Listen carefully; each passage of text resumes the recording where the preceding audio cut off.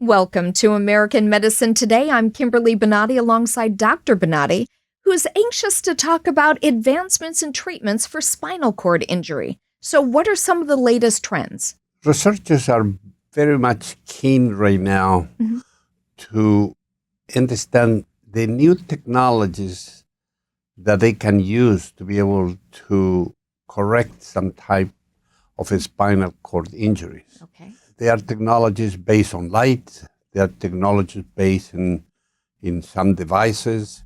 And they are technologies based on some type of a protein. It's something that is being developed right now in the University of Cambridge in London. And they develop a type of like an envelope that is very, very thin, but it's an electrode. In the past, what we do is we pierce the spinal cord with some type of a needle that is going to obtain information from the spinal cord. And then that information will be also transferred to some type of a instrumentation inside the brain that they are now catching that information. So, almost a computer brain interface in a way, correct? Yeah, well, you make it short.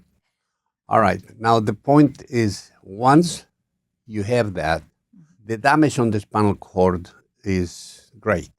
The damage to the brain is also important because you need to open a borehole or maybe put electrodes in areas, but you need to put it on the brain. The problem is that they found different type of ideas.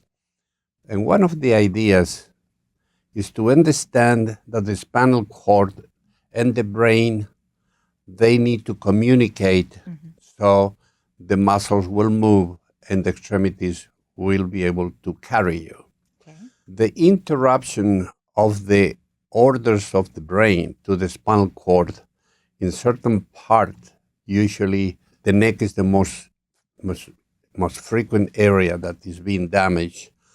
So you have an individual with a paraplegia.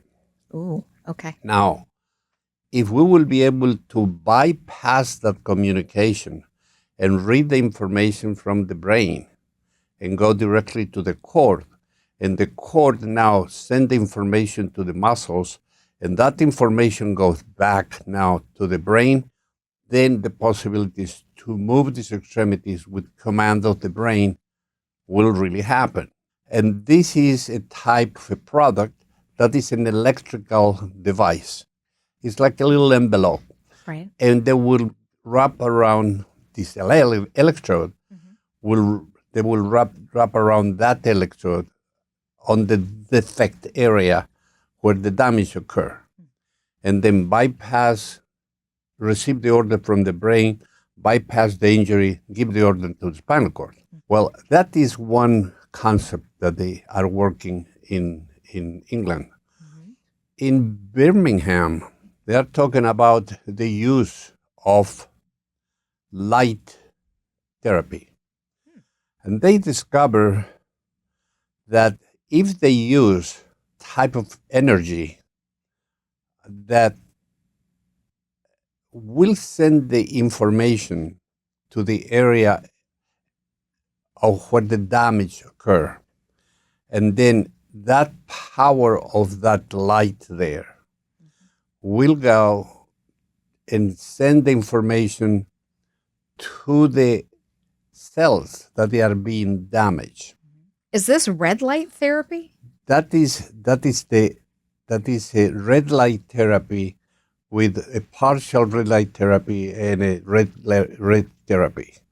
And then with those, they send the information to the defect. And then the cells in the area of the defect are going to start to regain activity. The neurological cells that they've been damaged will reconstruct, will become normal again. So the transmission will be directly from the brain to the spinal cord because practically they will heal or mend the area of the damage. And so is this something that's done from the exterior, or are they making like a slight incision and then applying the light internally? They are thinking in both. Oh. They're very excited to think that they can do it directly on the skin. They need to understand more how deep they need to go, and they need to understand more the power of this light will be sent without damaging other organs. There also is a situation that is in the study, very excited with the results. What they did is they used the flies, the fruit flies, and they, with a microscope, they study the motions. And they see that is some type of the therapy will help. Together with that one is another idea, looking at these flies, that they have a type of a protein is going to be the one that seems to be that allows the healing of the cells. If it is a very low protein in that area, the motion becomes affected. So they will increase the amount of protein on that area. So that is going to increase the possibility of healing.